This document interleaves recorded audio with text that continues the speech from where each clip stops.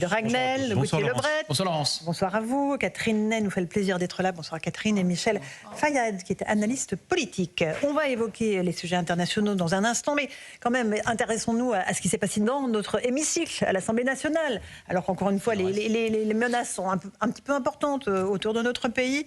Eh bien, en début d'après-midi, alors que les parlementaires LR avaient demandé qu'on étudie une résolution sur l'inscription des frères musulmans sur des listes d'organisations terroristes, eh bien, il y a eu un clash énorme entre le RN, la France Insoumise. On va faire le point avec Augustin Donadieu, puis on va se demander si tout ça est à la hauteur. Évidemment, on a la réponse, mais écoutez. Alors que l'Assemblée nationale examine une proposition de loi pour interdire les frères musulmans dans le cadre d'une niche LR, cette déclaration du député Rassemblement national Laurent Jacobelli vient mettre le feu aux poudres. Oui, il faut combattre contre les frères islamistes qui sont en face de nous, la LFI. Les frères musulmans veulent lapider les homosexuels. Eh bien, si vous voulez lapider les homosexuels, votez LFI. Énervement immédiat à l'extrême gauche, Pierre-Yves Cadalen se saisit du micro et demande des excuses. Étant moi-même député, étant homosexuel, je ne peux un seul instant tolérer que vous insinuiez que mon engagement aille à l'encontre de l'égalité humaine et vise à conduire auprès des personnes qui partagent mon orientation sexuelle à la violence. Honte à vous, excusez-vous. Plus d'une heure après, pensant que la tension était retombée, un rappel au règlement non conforme d'Antoine Léaumont est interrompu par le vice-président.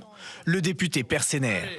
Monsieur le rapporteur, stop aussi là, ça va aussi. Monsieur le rapporteur général, et vous vous asseyez, monsieur Léaumont. Vous asseyez, monsieur Léaumont.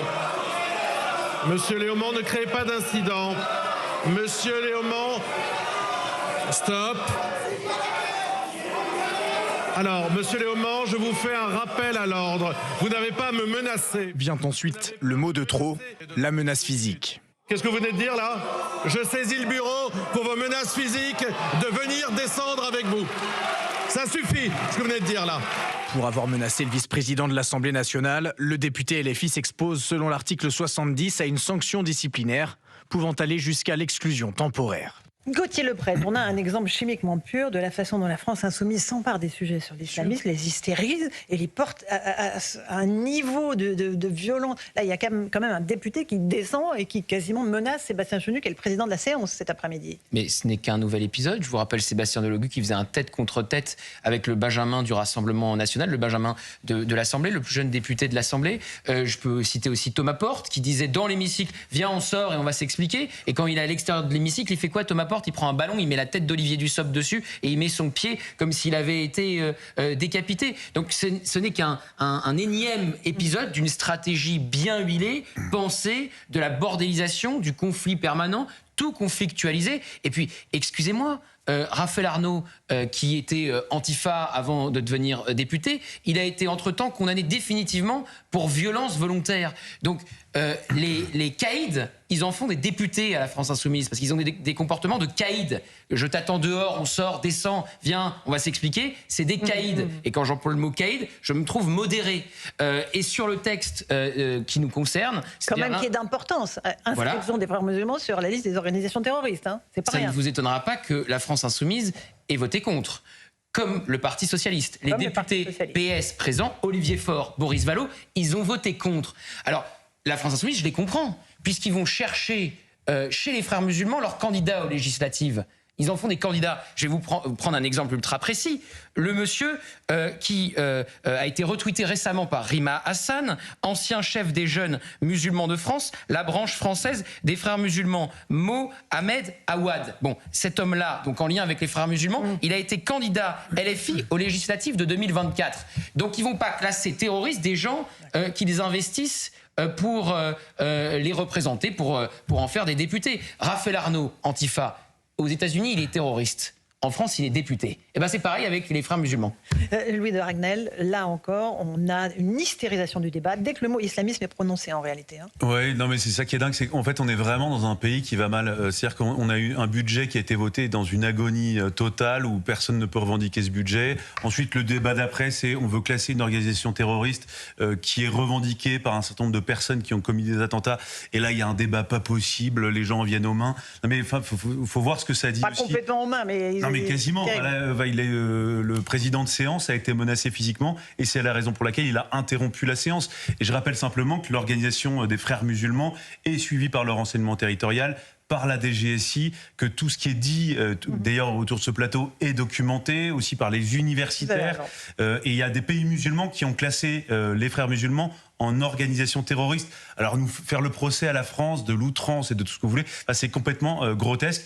Je termine simplement, il y a quelque chose que je comprends pas, c'est que moi je déteste parler de la sexualité des gens dans le débat public parce que pour moi c'est jamais un argument, mais quelqu'un qui se revendique homosexuel et qui défend une organisation qui veut condamner spécialement les homosexuels, il faudra qu'on m'explique la cohérence. Michel Fayad, sur cette séquence. Alors je précise quand même que l'Assemblée a voté pour l'inscription quand même. Mais sur la gauche. On en est quasiment à masquer l'essentiel, parce que cette agitation, elle a pour but de masquer l'essentiel, Michel Fayad. En fait, Gauthier disait que les députés LFI ont été élus notamment par les voix des frères musulmans, mais en fait, les députés socialistes ont été élus avec les votes des LFI au deuxième tour, puisqu'il y a eu cette alliance. Donc en réalité, eux aussi dépendent du vote des frères musulmans et des islamistes en général.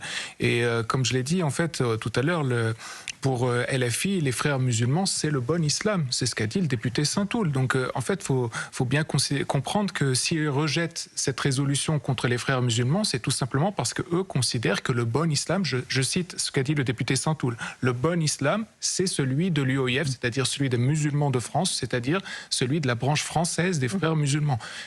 Mais Catherine Ney, votre réaction? Jean-Luc Mélenchon a dit « Moi, je suis un maghrébin ». Alors non. Comment il a dit, oui, un maghrébin européen. Voilà. Maghrébin européen. Or, il n'est pas du tout un maghrébin, c'est un pied noir qui a vécu au Maroc, qui est rentré au moment de l'adolescence, a eu du mal à trouver son chemin en France, en Normandie. C'est vrai que passer du soleil à la Normandie, c'est vrai, la misère est plus difficile sous la pluie qu'au soleil, et surtout il n'a pas réussi à trouver des amis. Enfin, donc il s'est mis, il l'a dit, moi je déteste les gens blonds aux yeux bleus. Donc il déteste, et donc c'est devenu, et il a cherché, enfin voilà, il a abouti de détestation en détestation, qu'il fallait qu'il trouve eh bien, des électeurs de ce deux côtés du Maghreb.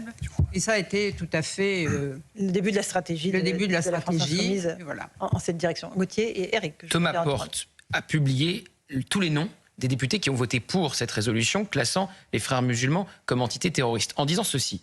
Voici les noms des députés qui ont aujourd'hui voté un texte islamophobe qui dresse une cible dans le dos de l'ensemble des musulmans de ce pays. Qui fait la confusion en permanence entre musulmans et islamistes? C'est la France insoumise. C'est LFI qui fait cette confusion en permanence. Ce n'était pas un texte sur les musulmans, c'était un texte sur les islamistes. Et pour aller dans le sens de ce que disait Louis tout à l'heure, et on a vu c'était à Saint-Ouen, quand cette candidate écolo a dû se retirer parce qu'elle était ouvertement homosexuelle et qu'on lui a dit « tu comprends, tu n'auras pas le vote des quartiers, donc merci de te retirer ». Voilà ce qu'on a dit à cette candidate écolo à Saint-Ouen. Donc on voit bien que la jonction, parce que c'est quand même ça la France insoumise, c'est la jonction entre woke et islamiste.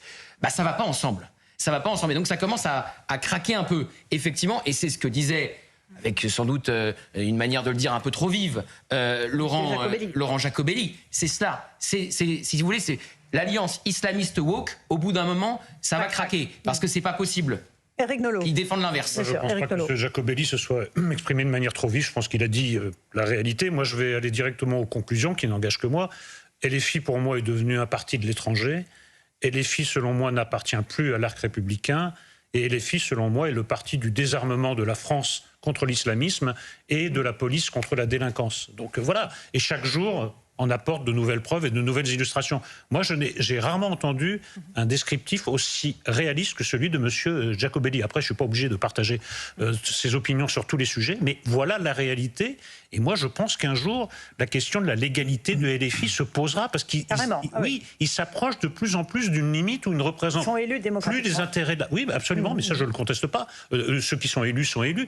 Mais quand vous prenez en permanence le parti de l'étranger, de l'Iran, de l'Algérie et pire, de l'islamisme, ben, je trouve qu'à un moment, la question se pose. On attaque la France en permanence. Rima Hassan, il dit le week-end dernier, la France est un pays raciste. Rima Hassan, qui a été naturalisée française, ça pose la question de qui on naturalise dans ce pays, et qui attaque la France systématiquement. C'est-à-dire que quand il faut prendre le parti entre Alger et Paris, elle préfère Alger.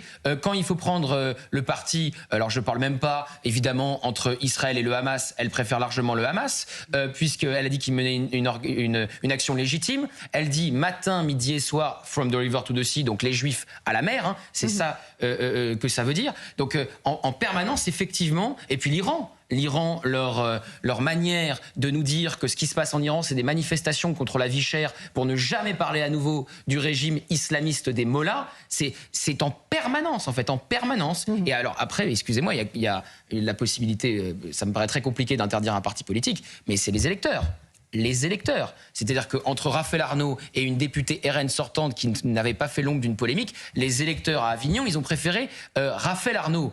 Et puis alors aussi, il y a des électeurs de nouveaux électeurs pour la France insoumise qui comptent bien sur l'immigration, sur les descendants d'immigrés qui deviennent français pour voir un électorat grandissant. Mais ils essentialisent aussi les Français issus de l'immigration en permanence. Comme toujours, ils les assignent à résidence. Michel Fayad, il y a des consignes de vote qui sont passées aujourd'hui avant les élections.